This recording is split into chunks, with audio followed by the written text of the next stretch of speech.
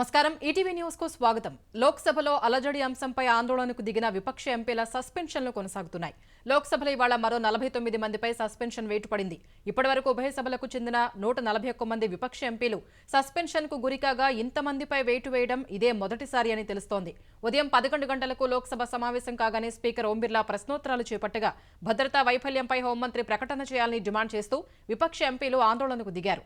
వెల్లోకి దూసుకెళ్లి ఆందోళన చేసిన కొందరు ఎంపీలు ప్లకార్డులు, మరికొందరు ప్రధాని మోదీ మార్ఫింగ్ ఫోటోల్ని ప్రదర్శించారు. ఈ వైఖరిపై పార్లమెంటరీ వ్యవహారాల శాఖ మంత్రి ప్రహ్లాద్ జోషి ఆగ్రహం వ్యక్తం చేశారు. అయినా ప్రతిపక్ష ఎంపీలు ఆందోళన కొనసాగించగా స్పీకర్ ఓం బిర్లా సభను తొలుత 12 గంటలకు, తర్వాత 12:30 వరకు వాయిదా వేశారు. తిరిగి సమావేశమైన అదే పరిస్థితి కొనసాగింది. ఆందోళనకు దిగిన 49 మంది విపక్ష ఎంపీలపై సస్పెన్షన్ వేటు వేయాలని కేంద్ర మంత్రి అర్జున్ రామ్ మేఘ్వాల్ ప్రవేశపెట్టిన తీర్మానాన్ని సభ ఆమోదించింది. తర్వాత సభను 2 గంటల వరకు వాయిదా వేశారు. రాజ్యసభలోనూ ఇదే పరిస్థితి కొనసాగింది. సభ ప్రారంభం కాగానే విపక్ష ఎంపీలు ప్లకార్డులు ప్రదర్శిస్తూ నినాదాలు చేయగా సభ 3 సార్లు వాయిదా పడింది. పార్లమెంటులో అలజడి ఘటనపై కేంద్ర హోంమంత్రి అమిత్ షా ప్రకటనకు డిమాండ్ చేసి ఉభయ సభల్లో సస్పెన్షన్ గురైన ఎంపీలు వెలుపల ఆందోళనకు దిగారు. కొత్త పార్లమెంటు భవనం మకర ద్వారం వద్ద మాక్ పార్లమెంట్ నిర్వహించారు. ఈ సందర్భంగా రాజ్యసభ చైర్మన్ ధన్ఖడ్ తరహాలో తృణమూల్ ఎంపీ కళ్యాణ్ బెనర్జీ మిమిక్రీ చేయగా మిగిలిన ఎంపీలు హర్షధ్వానాలు చేశారు. రాహుల్ గాంధీ తన సెల్ ఫోన్లో మిమిక్రీ దృశ్యాల్ని బంధించారు. ఈ ఉదంతంపై అధికార పక్షం తీవ్ర ఆగ్రహం వ్యక్తం చేసింది. తనను స్పీకర్ను అనుకరిస్తూ మిమిక్రీ చేయడంపై రాజ్యసభ చైర్మన్ జగదీప్ ధన్ఖడ్ తీవ్ర అసహనం వ్యక్తం చేశారు. ఈ చర్య సిగ్గుచేటని రాజ్యసభలో వ్యాఖ్యానించారు. రాజ్యసభ సమావేశం కాగానే ఆందోళనకు దిగిన కాంగ్రెస్ ఎంపీ దిగ్విజయ్ సింగ్ ను కూర్చోవాలని సూచించిన చైర్మన్, మీ పార్టీకి చెందిన ఒక సీనియర్ నేత మరో ఎంపీ చేస్తున్న మిమిక్రీని వీడియోగ్రఫీ తీయడం సిగ్గుచేటని, ఆమోదయోగ్యం కాదని అన్నారు. ప్రతిదానికి ఓ పరిమితి ఉండాలన్నారు. కనీసం కొన్ని ప్రదేశాల్లో ఇలాంటి వాటిని పరిహరించాలని సూచించారు.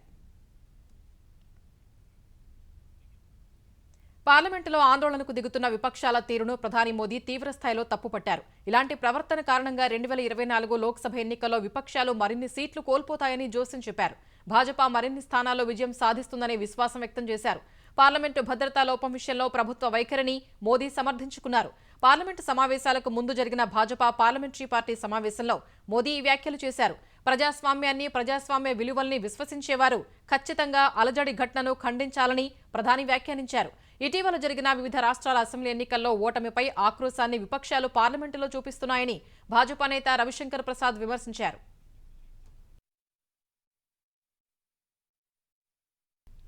తెలుగుదేశం జాతీయ ప్రధాన కార్యదర్శి నారా లోకేష్ యువగళం విజయోత్సవ సభకు అన్ని ఏర్పాట్లు పూర్తయ్యాయి. విజయనగరం జిల్లా భోగాపురం మండలం పోలిపల్లి వద్ద జరగనున్న సభకు తెలుగుదేశం అధినేత చంద్రబాబు, జనసేన అధ్యక్షుడు పవన్ కళ్యాణ్ హాజరు కానుండగా సభలో 6 లక్షల మంది పాల్గొనేలా ఏర్పాట్లు చేశారు. తెలుగుదేశం ఏపీ అధ్యక్షుడు అచ్చెన్నాయుడు, ఇతర సీనియర్ నేతలు సభ ఏర్పాట్లను పర్యవేక్షిస్తున్నారు. శ్రీకాకుళంలో పాదయాత్రను ముగించాలని అనుకున్నప్పటికీ చంద్రబాబును అక్రమ కేసులు అరెస్టు చేయటం వల్ల యాత్ర ఆలస్యమైందన్నారు. ఎన్నికలు సమీపిస్తున్నందున విశాఖ వరకే పాదయాత్ర చేపట్టాలని నిర్ణయించామన్నారు. కానీ విజయనగరం, శ్రీకాకుళం జిల్లాలను కవర్ చేసేలా విజయోత్సవ సభ జరుపుతున్నామని అచ్చెన్నాయుడు తెలిపారు. ఈ సభ ద్వారానే సార్వత్రిక ఎన్నికల శంఖారావాన్ని పూరించాలని నిర్ణయం తీసుకున్నామని చెప్పారు. సభకు అడుగడుగున అడ్డంకులు సృష్టించేందుకు వైకాపా ప్రయత్నిస్తోందని మండిపడ్డారు. ఆంధ్రప్రదేశ్లో రాజే దోపిడీ చేస్తుంటే సామంతరాజులు పంచుకుంటున్నారని తెలుగుదేశం సీనియర్ నేత సోమిరెడ్డి చంద్రమోహన్ రెడ్డి ఆరోపించారు. వైకాపా నేతలు ఉమ్మడి నెల్లూరు జిల్లాలో మైనింగ్ చట్టాన్ని ఉల్లంఘిస్తున్నారని ఆయన ధ్వజమెత్తారు. లీజు లేకుండా, పన్ను కట్టకుండా మైనింగ్ అక్రమాలకు పాల్పడుతున్నారని, అధికారులకు ఫిర్యాదు చేసినా చర్యలు చేపట్టలేదని మండిపడ్డారు. శాంతియుతంగా చేస్తున్న దీక్షను పోలీసులు భగ్నం చేశారని సోమిరెడ్డి ఆగ్రహం వ్యక్తం చేశారు. సమస్యల పరిష్కారం కోసం అంగన్వాడీలు 8వ రోజు రోడ్డెక్కారు. ప్రభుత్వం కళ్లు తెరిచి సీఎం జగన్ ఇచ్చిన హామీల్ని నెరవేర్చాలని, అప్పటి వరకు సమ్మె విరమించేది లేదన్నారు. కోనసీమ జిల్లా ముమ్మిడివరంలో ఐసీడీఎస్ కార్యాలయం ఎదుట అంగన్వాడీలు ధర్నా చేశారు. కృష్ణా జిల్లా మచిలీపట్నంలో చెవిలో పువ్వులు, కాలీఫ్లవర్లు పెట్టుకుని పూనకం వచ్చినట్లు ఊగుతూ వినూత్న నిరసన తెలిపారు.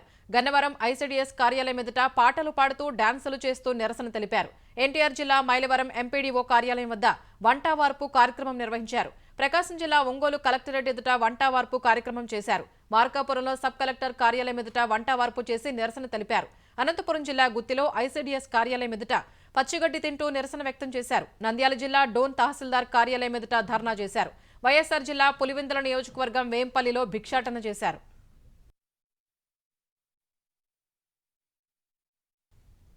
కడప శివారులోని షిరిడీ సాయి ఎలక్ట్రికల్స్ కంపెనీలో 2వ రోజు ఆదాయ పన్ను శాఖ అధికారుల తనిఖీలు కొనసాగుతున్నాయి. కడప ఇండస్ట్రియల్ ఎస్టేట్లోని షిరిడీ సాయి ఎలక్ట్రికల్స్ ప్రధాన కార్యాలయంలో సోమవారం ఉదయం నుంచి రాత్రి వరకు సోదాలు చేసిన ఐటీ అధికారులు ఇవాళ కూడా తనిఖీలు నిర్వహిస్తున్నారు.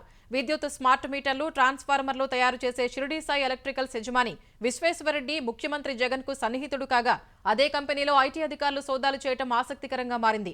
షిరిడీ సాయి ఎలక్ట్రికల్స్ కు చెందిన పలు రికార్డుల్ని పరిశీలిస్తున్న అధికారులు కడప ద్వారకానగర్లోని విశ్వేశ్వరరెడ్డి సోదరుడు చిన్నపిల్లల డాక్టర్ కరుణాకర్ రెడ్డి ఆసుపత్రి ఇంట్లో కూడా సోదాలు చేస్తున్నారు. ఈ సోదాల్లో కంపెనీ ఆర్థిక లావాదేవీలు, ఆదాయ వ్యయ వివరాల్ని పరిశీలిస్తున్నట్లు తెలుస్తోంది. కాళేశ్వరం ప్రాజెక్టులో భాగమైన మేడిగడ్డ పిల్లర్ కుంగిన ఘటనపై పూర్తి వివరాలు సమర్పించాలని హైకోర్టు తెలంగాణ ప్రభుత్వాన్ని ఆదేశించింది. మేడిగడ్డ పిల్లర్ కుంగిన ఘటనపై సీబీఐతో విచారణ జరిపించాలని ఎన్నికలకు ముందు కాంగ్రెస్ నాయకులు నిరంజన్ దాఖలు చేసిన పిటిషన్పై ఇవాళ హైకోర్టులో విచారణ జరిగింది. ఈ విచారణలో మేడిగడ్డ పిల్లర్ కుంగిన ఘటన సమయంలో నేషనల్ డ్యామ్ సేఫ్టీ అథారిటీకి పలు ఫిర్యాదులు అందాయని పిటిషనర్ వివరించారు. ఈ ఫిర్యాదుల ఆధారంగా national dam safety authority Telangana ప్రభుత్వ ప్రధాన కార్యదర్శికి లేఖ రాసినట్టు తెలిపారు. ఈ వాదనలు విన్న కోర్టు ప్రభుత్వ ప్రధాన కార్యదర్శి నుంచి సమాచారం తీసుకుని 2 వారాల్లో పూర్తి వివరాలు సమర్పించాలని ప్రభుత్వ న్యాయవాదిని ఆదేశించింది. తదుపరి విచారణ 2 వారాలకు వాయిదా వేసింది. శాసనసభలో తమకు కూడా పవర్ పాయింట్ ప్రెజెంటేషన్కు అవకాశం ఇవ్వాలని భారాస శాసనసభాపక్షం కోరింది. రేపటి నుంచి తిరిగి సమావేశమవుతున్న అసెంబ్లీలో తెలంగాణ ఆర్థిక, విద్యుత్, నీటిపారుదల రంగాలపై ప్రభుత్వం శ్వేతపత్రాలు విడుదల చేయనుందని, అందులో భాగంగా పవర్ పాయింట్ ప్రెజెంటేషన్ ఇవ్వనుందనే సమాచారం మధ్య భారాస శాసనసభాపక్షం ఈ మేరకు స్పీకర్కు లేఖ రాసింది. సీఎం రేవంత్ రెడ్డి, ఉప ముఖ్యమంత్రి Bhatti Vikramarka power point presentation ఇవ్వనున్నట్టు తెలుస్తుండగా ప్రభుత్వం చెప్పే విషయాలకు ప్రధాన ప్రతిపక్షంగా తాము వివరణ ఇవ్వాల్సి ఉన్నందున తమకు కూడా అవకాశం కల్పించాలని భారాస కోరింది. ఈ మేరకు భారాస శాసనసభాపక్షం తరపున మాజీ మంత్రి హరీష్ రావు శాసనసభాపతి ప్రసాద్ కుమార్కు లేఖ రాశారు.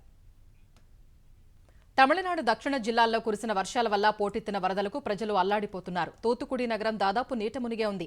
జాతీయ రహదారిపై నీరు చేరింది. నీట మునిగిన ఇళ్ల నుంచి వంట సామాన్లు మాత్రమే తీసుకుని ప్రజలు రోడ్లపైకి చేరుకుని సాయం కోసం ఎదురుచూస్తున్నారు. తూత్తుకుడి జిల్లాలోని శ్రీవైకుంఠంలో చిక్కుకుపోయిన 800 మందిని రక్షించేందుకు ఎన్డీఆర్ఎఫ్, వైమానిక దళం, రైల్వే, స్థానిక అధికారులు ప్రయత్నిస్తున్నారు. శ్రీవైకుంఠం రైల్వే స్టేషన్లో చిక్కుకున్న వారిలో 300 మందిని దగ్గరలోని ఒక పాఠశాలలో, మిగిలిన వారిని రైల్వే స్టేషన్లో ఉంచినట్లు చెప్పారు. తిరునల్వేలిలో అనేక ప్రాంతాల్ని వరద చుట్టుముట్టింది. లోతట్టు ప్రాంతాల ప్రజల్ని బోట్ల సాయంతో పునరావాస శిబిరాలకు తరలిస్తున్నారు. విపత్తు నిర్వహణ దళం, పోలీసు బృందాలు సహాయ చర్యల్లో పాల్గొంటున్నారు. సహాయ చర్యల కోసం రంగంలోకి దిగిన సైన్యం వరద ప్రభావిత ప్రాంతాల్లో వైద్య సాయం అందిస్తోంది. తమిళనాడు దక్షిణాది జిల్లాల్లో సహాయ చర్యల కోసం మొత్తం 200 బోట్లను ఉపయోగిస్తున్నారు.